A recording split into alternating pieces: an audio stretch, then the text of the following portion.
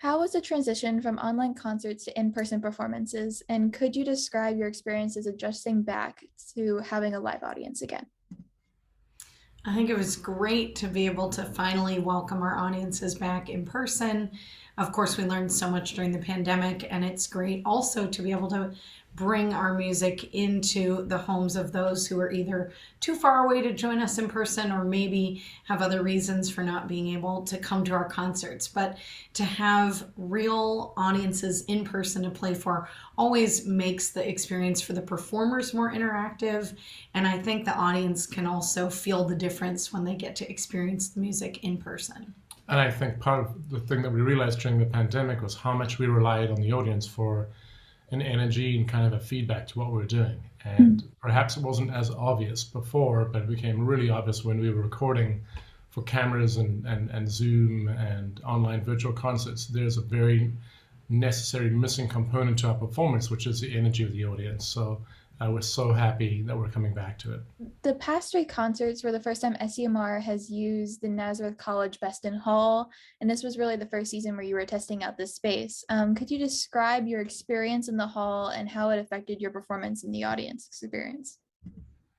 Well, I think, first of all, the concert hall is beautiful and it's a great experience. If you're in the audience, you can walk in. There are not too many issues with parking or steps or all of that. So accessibility is fantastic. It's also a great location for many of our people that live in the area. And the acoustic is a very interesting mix because you have a hall that's a multi-use space. So it has to accommodate, of course, dance and theater and orchestra and chamber music, and you're dealing with very different setups for a lot of those scenarios. So what I found really interesting was how much the staff, who are wonderful, were able to accommodate changing settings in the hall from having a half-second delay or reverb to like 3 seconds, which is quite fantastic. We're still kind of tweaking what we're going to do in there just to create a feeling of a bit more intimacy when we play. But just having a beautiful hall with just the right amount of seating, I think we're just really happy and looking forward to 4 more concerts next year.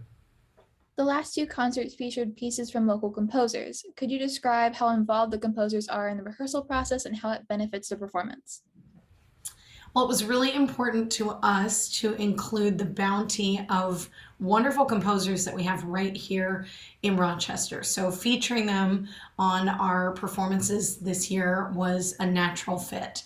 A lot of these composers are musicians that we have pre-existing relationships with, and so we're familiar with their music and have a very easy rapport with many of them to discuss details of their pieces or how they might like certain things performed.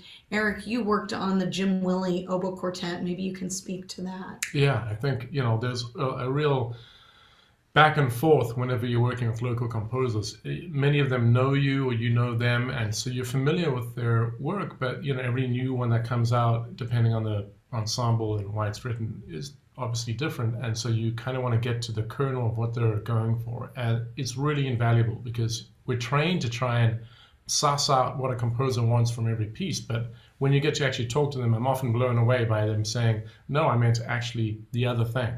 And it can be really enlightening and rewarding working with the composer and giving it value. And we're fortunate with composers of the quality we have here that everything they do is really quite deliberate. So, they're not throwing things against the wall to see what sticks. They really know what they want. And I think that's invaluable.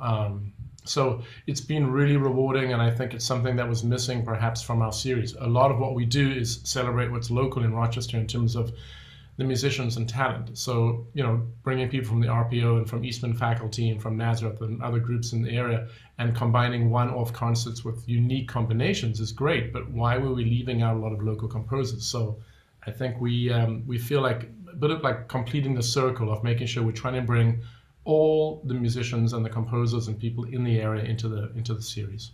And that overlap of not only us being familiar with the composers and their writing style, their music style, but they also know our playing. So when Jim Willie was writing this oboe quartet, he has Erik's playing in mind. Or when Jeff Tyzik wrote the dance suite that we're going to perform, he's thinking of Erik's playing. He knows I'm going to be playing. And we've known him for, 15 plus years, so many concerts together. So it's nice when you feel, it's almost like having a hand-tailored suit. It's something that fits your playing and you understand the composer's language. So it's really unlike any other experience. So your concert in February presented a piece that won the composition competition at the high school level. And this upcoming performance is premiering a piece that won at the college level. How would you describe the differences between working with a high school composer and a college composer? Yeah, that's a really good question. And that led us to a decision we made about 4 or 5 years ago through Don Hansberger and the Eastman Hansen Institute. And what we did with them was find a way to fund bringing in a group from Eastman to perform these compositions. And so how it works is we get in touch with the chamber music faculty, Eleanor Freer to be exact, and say, Eleanor, we've got a winning competition and we've got one tuba, one triangle, and a sousaphone. What do you have? And she will get in touch and try and help figure it out, and we'll find an ensemble that can play that piece. So we bring them onto the series in a professional capacity, and we establish a relationship. And that's the most important part, is establishing the relationship between the students that are often graduate level and the composers that maybe are graduate, maybe have gone on further since they won the competition. And that way we're trying to foster these relationships of similar aged performers and composers, because too often I feel like when you're in school, you have no working real collaboration with composers unless they're brought in, by the faculty to do a big piece or something like that. And here we are taking chamber music and people that are winning these competitions and putting them in touch with performers. So maybe in the future, when the performers want to be in touch with the composer, they have the relationships already. And they also can feed off each other. They can talk to each other in ways that are peer-to-peer. And if there's an issue, they can say, this doesn't work on the instrument. Or they can say, I'm really going for that, so just try and do the best you can. I know it may be unplayable. So I think it's worked quite well. We also started to feel over the years that it was difficult to give these brand new works the time that they deserved and really needed if we were putting it on the same performers that were going to work on the rest of the program. So in order to really get the best artistic benefit and coupled with our passion for outreach at SCMR and ways to really foster the next generation of musicians, this was kind of a full circle idea that ticked all the boxes. So Juliana, you performed on the concert back in December, and Erik, you were on this past concert in February. And on top of playing in RPO, you're now both playing in this upcoming performance in April. Could you both discuss how practicing rehearsals for each concert are done, especially when you have such little time to prepare? Well, it is definitely a juggling act, and we are always looking way ahead into the schedule. Erik is actually the master of creating doodle polls so that we can survey online all of the players for a given concert and find where are the overlaps in our availability, because everyone that we play with has a very busy schedule. So to bring together that many musicians takes a great deal of organization, and we often know that we're going to be dealing with, shall we say, brief and limited rehearsal time. Fortunately, everybody shows up ready to go, and we can put these concerts together pretty quickly. We feel really lucky when we get to perform together. It also adds another layer, because we're married with kids, of just organizing our home life so that we can make it work. Also, as artistic directors of the series, we're not just showing up to play the concert. We're also doing the logistics. We're also doing the pre-concert talk. We're making sure everyone is where they need to be and has what they need. So there's a lot of organizational focus that we have to have as well. In some ways, the concerts where only one of us is playing can be easier, because then the other one can be on the organizational side. But when we both play, it's fulfilling in totally other ways, because we have that artistic connection to share in the group and with the audience. So this past concert and this upcoming concert featured two premieres from local composers. So how would you describe SCMR's relationship and dedication to local composers? Yeah, I think really, within the community, we have such strength of composers at the different academic institutions as well as other ones like Jeff Tyzik and people that are in the community that are just, putting out music that are played nationally. And I think very often when you're the hometown person, you kind of get ignored just because people are searching to see what's out there. And we really feel like we need to look inside and promote people that are doing great things here. There's so many worthwhile voices that perhaps have been ignored here, that we just really would like to bring into our series and hope that it catches on and other people are interested in their music. So to that end, we have had one on every concert this year, as well as the two youth competition composer winners. So we've had an awful lot of local music, and people have really enjoyed getting to know these composers who are at the concerts, who can talk to the audience and engage with them after the piece and go, here's what I was thinking. And again, not just for the performers, but for the audience to actually have the composers amongst them and be able to talk to them, I think is really a wonderful thing. There's no better pre-concert talk than hearing a composer explain their own music. And I have to say, even though we have featured a local composer on every performance this year, we've really only scratched the surface of what the Rochester area has to offer. So we definitely plan on continuing to find ways to include local composers. It's like when people get up at the end of the concert, you're like, oh, he wrote that piece. We have to go talk to him. Oh, it's so cool to watch. It kind of brings, I think it brings music To and life, art. Yeah, it's a very 3D experience for the audience, because any of us can play great music by Beethoven and Brahms and think, wow, I wonder what it was like to be composing music then. But then to hear from these local composers and contemporary composers from other places, when we can bring them to Rochester, hear about what are their influences and what music do they listen to, it sort of brings everything to life more. The upcoming concert is programmed with the winning piece from the composition competition in 2020. How does your approach differ from working on a piece of classical chamber literature or a piece from an experienced composer compared to a new composition by a student composer? Well, there's always a lot more, I would say, freedom when you're working on a brand new piece, right? No one is coming, either audience or performers, with preformed ideas of how this music should be played. So it's exciting to bring a completely fresh look at a new work.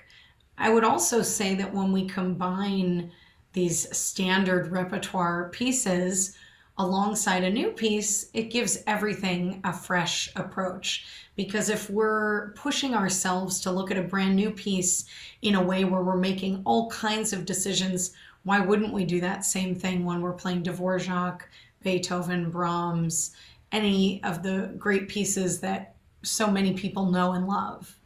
And we do try and always have a balance of emotional sphere in a concert. So, for instance, Aaron Siebert's piece is wonderful, but it is quite heavy.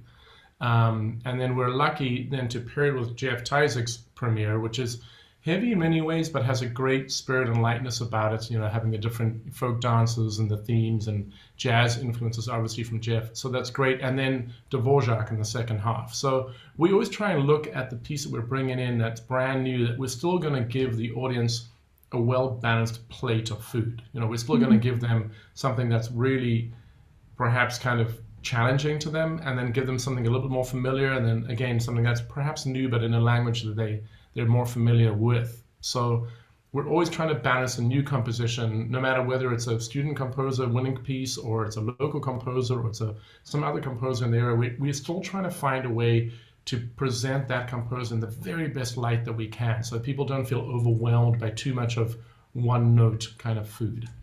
I would say it's similar to the experience of going to an art gallery. The way that you perceive a piece of art is almost always influenced by the art that you see around it. So we want to make sure that each piece has an important place on the program, but when you experience the concert as a whole, it feels like it makes sense. So would you mind talking about the two premieres on the April concert and how you decided to pair them with a Dvorak piece?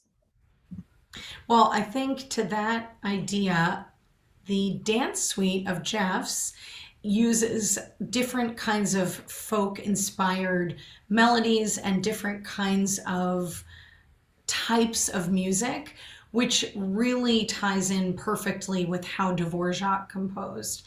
He was highly influenced by folk music from his home country and, of course, by his time in America. And I think when you're able to put pieces like that side by side, you may see composers from totally different genres, but you see that there is so much more overlap than there are differences. So Jeff Tyzik is very well known in the Rochester community. Could you describe some of the characteristics of his music and what the audience should anticipate with his performance of the Dance Suite? I think this piece encapsulates Jeff as a composer really well, in that you have the very obvious fun jazz influences in the piece, and you have very understood form, so it's not something that would be difficult to digest. But then there's always that depth of soul, and that in this piece comes in the waltz, and the waltz is a dark waltz. It's not one that we would assimilate with, Johann Strauss. So it has a very dark character and a very interesting brooding character in there that perhaps people would be unfamiliar with thinking about Jeff's music, which is generally more optimistic or upbeat, forward-looking. But this is kind of a piece that he wrote very early on in the pandemic, and obviously very difficult circumstances. And, things like that bring out someone's fears. And I think Jeff is very open as a human, and his heart is very open. So he poured a lot of some of that into this waltz feel. And even though the work is generally an upbeat, uplifting work, that one movement stands aside, kind of in the corner, and you don't quite know what to make of it. And I think that's really quite wonderful, and perhaps a different part of Jeff that came from a dark time in our history that people would not be so accustomed to hearing. I think our audience is very familiar with Jeff Tyzik, both on the podium and as a composer. Many years ago, I premiered his jazz violin concerto, and of course the RPO over the years have played many of his works, including his kind of adaptation, his own version of a Pictures at an exhibition where he based individual movements on different pieces of art at the Memorial Art Gallery. So he's no stranger to kind of bringing together different kinds of art in a way that feels understandable to audiences of all different types. And I think this piece is no exception. Each movement has its own style and character, and I think each movement can really be enjoyed individually, but then the piece as a whole is really kind of a triptych that takes you on a wonderful journey. There's a beautiful lyrical movement, the bolero, that has such grace and depth and harmonic beauty. I think that you're going to hear the things that you really love about Jeff's music, and you also might see a side of him that isn't always on the surface, but is equally wonderful.